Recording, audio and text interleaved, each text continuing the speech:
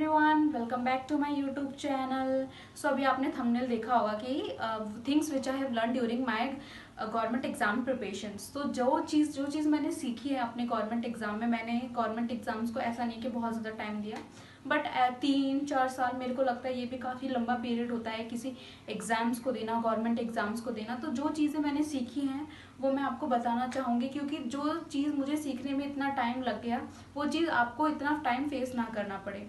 सो अगर आपको ये वीडियो अच्छा लगता है तो don't forget to like, share and subscribe my channel और कमेंट भी। Okay, so without wasting your time video start करते हैं। ओके, सो स्टॉप कर देगा। पहले की चीज जो मैंने लिखी हुई है, don't take it easy. What does it mean? इसका मतलब है कि कोई भी एग्जाम की आप प्रिपरेशन कर रहे हो, चाहे वो बहुत बड़ा एग्जाम है, यूपीएससी हो, पीसीएस हो, या फिर कोई छोटा एग्जाम, आई एम सॉरी, कोई एग्जाम छोटा बड़ा नहीं होता, मतलब कॉम्पिटेटिव वाइज मैं कहना चाहती हूँ। तो जिसकी एग्जाम की आप प्रिपरेशन कर रहे हो तो उसे सबसे पहले इजी लेके नहीं चलना है कि अरे ये एग्जाम तो बहुत ईजी है, मैं तो बहुत जल्दी इजीली क्रैक कर लूंगा, इसमें तो इतने क्वेश्चन आते हैं, ये तो मेरी स्ट्रॉन्ग चीज़ है। Don't take it easy guys. ये चीज़ होती है जो हम फेस करते हैं। जब मैंने फर्स्ट टाइम जब एफकेट दिया था, एफकेट का एग्ज़ाम दिया था, which is air force common admission test, तो वो मैंने एग्ज़ाम दिया था। ये मैंने एग्ज़ाम दिया था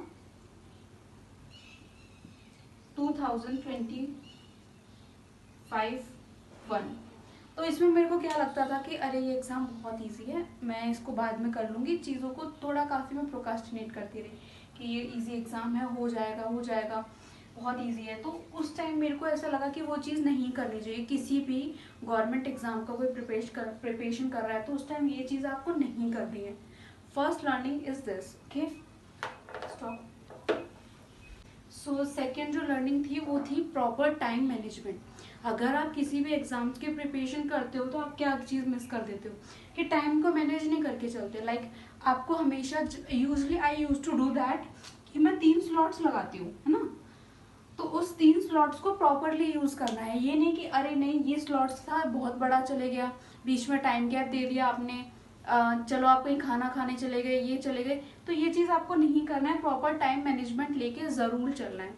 ओके, सो थर्ड थिंग्स जो मैंने सीखी कि मॉक जो होता है, आपको, मेरे को भी ऐसा लगता है कि मॉक आपको 2 बार नहीं, हफ्ते में 1 बार देना चाहिए। जिसमें से एक जो मॉक होगा आपका, लाइक वेडनेसडे को दो, मंडे को दो, जब भी दो, तो एक मॉक जो होगा वो आपकी प्रैक्टिस के लिए होगा। कि क्यों, जैसे कोई एग्जाम आता है तो हम प्रैक्टिस करते हैं उसकी कि जैसे मेरा एग्जाम है परसों, मेरा आई मीन टू से नेक्स्ट मंथ मेरा एग्जाम है, तो नेक्स्ट मंथ एग्जाम है तो मैं पहले मॉक प्रैक्टिस करूंगा। उसी तरीके से अपनी एक मॉक टेस्ट लेना है आपको हफ्ते में 1 बार। और जो सेकंड, जो कि आप संडे को एग्जाम देते हो, उसको लेना है एकदम एग्जैक्ट कि हाँ ये मेरा एग्जाम रियल एग्जाम की तरह है। तो एक प्रैक्टिस के लिए और एक रियल मॉक की तरह, तो दोनों जो लेने हैं वो बहुत प्रॉपर टाइम मैनेजमेंट के साथ लेने हैं और उसमें एनालिसिस बहुत अच्छे से करना है। लाइक मुझे जब मैं अपनी प्रिपरेशन कर रही थी तो मेरे को टीचर सजेस्ट किया करते थे, अगर तुमने किसी भी मॉक को देने के लिए 1 आवर यूज किया है तो उसके एनालिसिस के लिए 2 आवर यूज करो कि अगर कोई क्वेश्चन मेरे पे गलत हुआ, क्यों हुआ, ये गलती मैंने कहाँ करी, मेरे पे सिली मिस्टेक्स क्यों हुई, कैसे हुई, तो वो चीजें भी आपको लेकर चलनी है। इसी के साथ इसी का एक पॉइंट जो मैं लेकर चलना चाहूंगी कि जो मॉक स्कोर होता है, जो मॉक स्कोर होता है वही आपका एग्जैक्ट रियल स्कोर होता है। Let me explain it. कि अगर आपका एग्जाम है कोई भी जिसमें आप मार्क्स स्कोर कर रहे हो 50, तो जो आपका रियल मॉक होगा, जो रियल एग्जाम होगा, उसमें आप अपना 50 प्लस माइनस 5 लेकर चल सकते हो, क्योंकि ये रियलिटी है जो हमको एक्सेप्ट करनी पड़ेगी। कि आपको चाहे कोई कितना भी मोटिवेट कर ले, अरे ये तो मॉक है, रियल एग्जाम में ऐसा नहीं होता है, इसको इतना इजी लेके मत चलिए, क्योंकि जो मॉक स्कोर होगा वो आपका रियल स्कोर होगा, जो चीज मैंने फेस की है। तो ये चीज जब मैं आपको बता रही हूँ तो इस चीज को याद रखना, mock score is equal to real score. So जो मेरा 4th पॉइंट है वो है प्रायोरिटी। जब भी कोई आप एग्जाम देते हो तो उसमें कुछ सब्जेक्ट्स होते हैं। लाइक मैं एग्जाम्पल लेके चलूँ, एक इंग्लिश हो गया, किसी एग्जाम में हिंदी भी आता है तो हिंदी ऑप्शनल हो गया, मैथ्स हो गया, जीएस हो गया और एक रीजनिंग हो गया। तो इसमें मेरे को क्या लेके चलना है कि जो मेरी वीक सब्जेक्ट्स हैं, तो वीक सब्जेक्ट हो गई, कुछ मेरे स्ट्रॉन्ग सब्जेक्ट हो गए। लाइक मेरा स्ट्रॉन्ग सब्जेक्ट है इंग्लिश मेरा स्ट्रॉन्ग सब्जेक्ट है, रीजनिंग मेरा स्ट्रॉन्ग सब्जेक्ट है।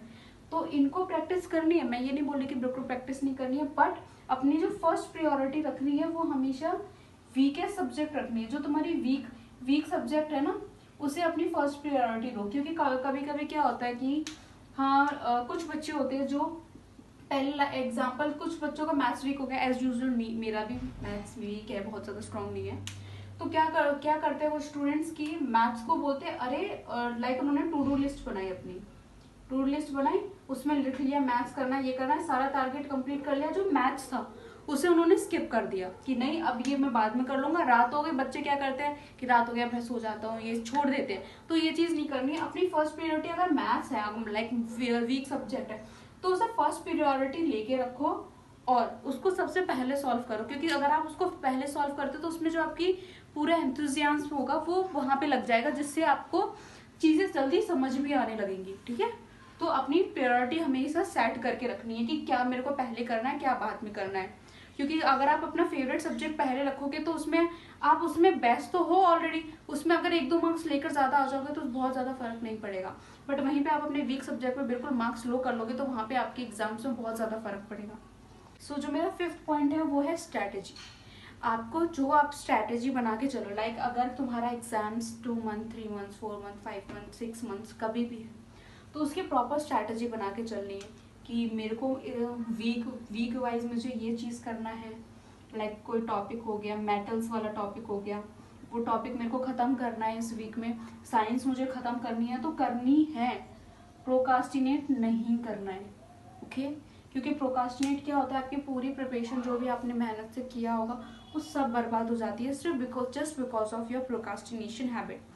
सो इसको अपनी प्रोकास्टिनेशन को अपनी हैबिट में नहीं लेकर आना है अगर आपको अपना टाइम वेस्ट नहीं करना है। सो ये चीज़ें आपको हमेशा याद रखनी है जो मैंने आज आपको बताई, क्योंकि ये चीज़ें बहुत इंपॉर्टेंट है, मैंने जो सीखी है अपनी प्रिपरेशन में। सो मैं नहीं चाहती कि आप भी ये चीज़ फेस करो, क्योंकि मैंने सुना है कि अगर हम अपनी चीज़ों से सीखते हैं तो हमें बहुत टाइम लगता है, वहीं पे अगर हम किसी और की लर्निंग से सीखते हैं तो वहाँ पे हमारा टाइम भी बचता है और हमें चीज़ें समझ भी आती हैं। So that's all for today. So अगर आपको मेरा ये वीडियो अच्छा लगा तो don't forget to like, share and subscribe and comment my channel. So ठीक है।